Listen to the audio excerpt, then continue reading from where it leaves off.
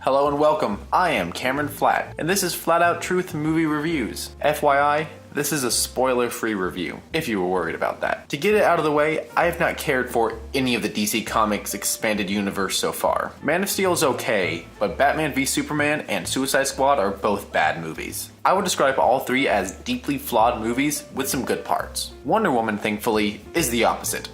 Alright, so it is 12:26 a.m. on Friday, June 2nd, 2017, and this is the flat-out truth on Wonder Woman. The story is of one Princess Diana, an Amazon warrior from the hidden island Themyscira. The Amazons are a race of warrior women that were given a secluded island from the Greek gods. They have chosen to stay away from the world of men, especially after Ares, the god of war, killed the rest of the gods. Way down the road, enter Steve Trevor, a World War I pilot. Diana leaves the island with him in hopes of finding Ares, believing that the god is the cause of the war. The main issue troubling DC movies so far, at least for me, has been that they have not managed to nail down what they are about. A lot of people complain about their needlessly dark tone, sloppy writing, and city-destroying climaxes, but those issues stem from a lack of identity and purpose. If filmmakers figure out what they want to say with their movie, everything else can easily fall into place. Wonder Woman is about love. Yes, it covers romantic love, but it is really about the love that all people should have for each other. I do not care about the current version of Superman, Batman, and the Suicide Squad because I don't know why they are fighting for the good of others. This movie seeks to establish why a nearly immortal being would bother to defend a world full of angry and selfish people. Director Patty Jenkins accomplishes that by giving us a relatable and likable heroine. The entire movie relies on an audience connection with Diana, and Gal Gadot sells the crap out of the role. She's from Israel, so sometimes her delivery is understandably awkward,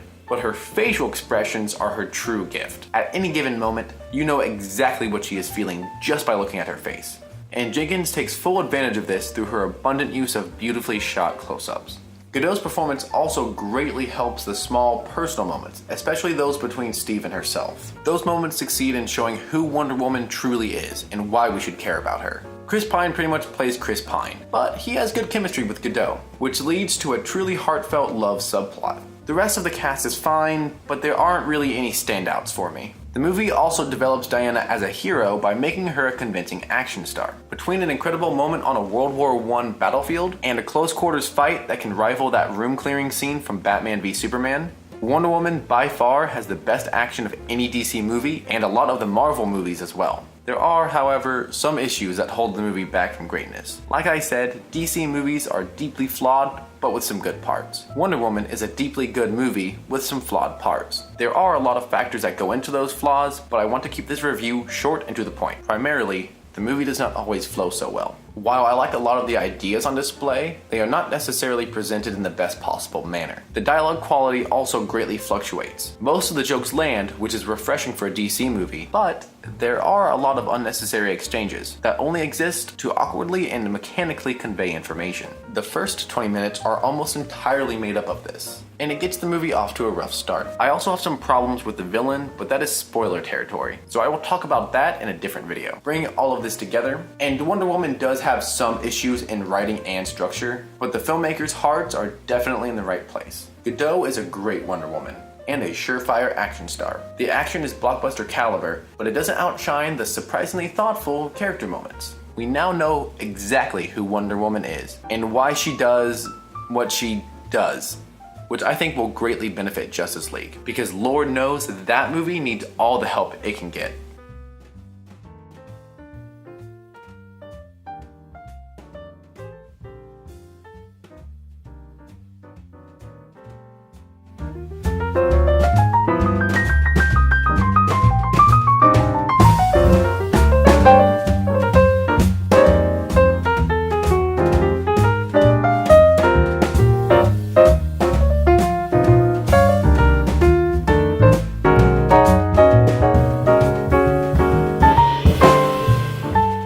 Okay, so I have to throw something else in. There are also some issues on the technical side of Wonder Woman that really bother me. I love the way that Jenkins shoots action. and the moments meant to highlight a specific mood or special setting are greatly executed. But a lot of the standard moments are not shot with as much precision. I think that it stems from Jenkins and cinematographer Matthew Jensen's background in television and indie films. They both have a lot of experience shooting for the small screen or making do with a low budget, but that style sharply contrasts with the big set pieces and does not look good on the big screen. To be fair, I also noticed similar issues with 10 Cloverfield Lane and Logan when I saw them in theaters. Most of you probably won't even notice it, but this is extremely distracting for someone or anyone who knows about filmmaking. Alright, goodbye for real this time.